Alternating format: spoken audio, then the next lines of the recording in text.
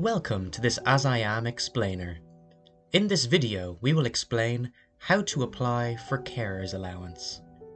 Where to apply for carer's allowance. Download the carer's allowance application form at gov.ie. How to fill out the carer's allowance application form. Step 1. Enter your personal details such as your name, address, contact information, and marital status. Step 2. If you have a partner, enter their personal details, such as their name, PPSN, and address. Only answer question 17 if you are married or in a civil partnership and not living together. Step 3. As carer's allowance is a means-tested payment, you must disclose all your sources of income here. If you have a partner, they must also declare all of their financial resources for the means test. To prove your income, you and your partner must attach 3 recent payslips to the form. If you or your partner are self-employed, you must provide your most recent set of records. If you stopped self-employment, you must give documents showing how and when it ended. Include details of any employment schemes you or your partner have availed of, such as the Further Education and Training Scheme. If you receive maintenance, disclose the amount and give a copy of the maintenance agreement. You must disclose if you or your partner receive a social protection payment, pension, or allowance. You can provide evidence for this payment by supplying 3 months' bank statements from the accounts being paid. Remember that you can claim certain social protection payments alongside half-rate carer's allowance. You must disclose any savings in accounts, such as banks and credit unions, in Ireland or abroad.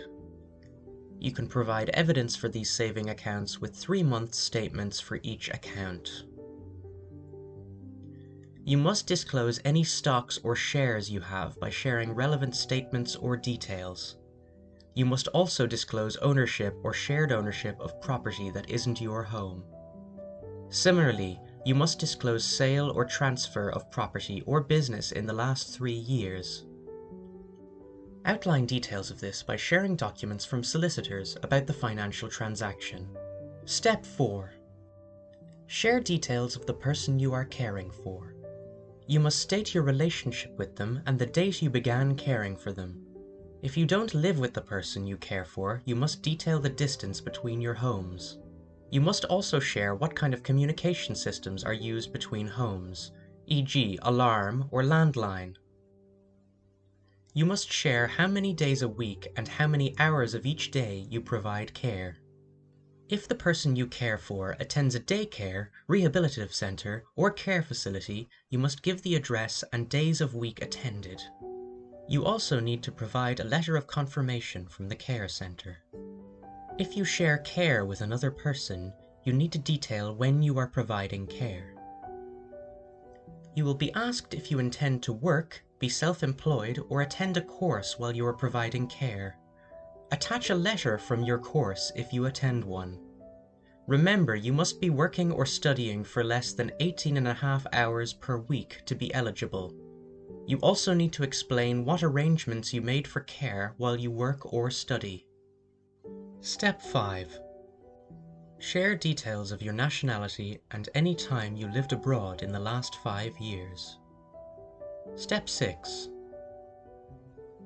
Share details of any children if you wish to claim an increase for a qualified child. You can apply for children over 18 if they are in full-time education. Step 7. Provide your payment details so that carer's allowance can be paid directly into your account. Step 8. Once you are sure you've provided all relevant information, you and a witness must sign this. If you are unsure, consult the checklist in Part 9 to confirm what information you should give. Step 9. The final part of the application form is the medical report. This comes in 3 sections. In the first section, you should describe the support needs of the person you care for. This includes specific difficulties they experience and how you provide care. E.g., if you care for someone who cannot use the toilet independently and you assist them. There is space at the bottom of Section 1 to describe any additional care needs they have. Section 2 should be signed by both you and the person you provide care for. If they are unable to sign, they can leave a mark on the page instead. The signature must be witnessed by someone other than the carer or a member of the household. Section 3 must be completed by a doctor confirming the person's support needs. If you are applying for a child already receiving domiciliary care allowance, you don't need to get the medical report in Section 3 for this form. It is important that the doctor's report is not just a confirmation of the care recipient's diagnosis.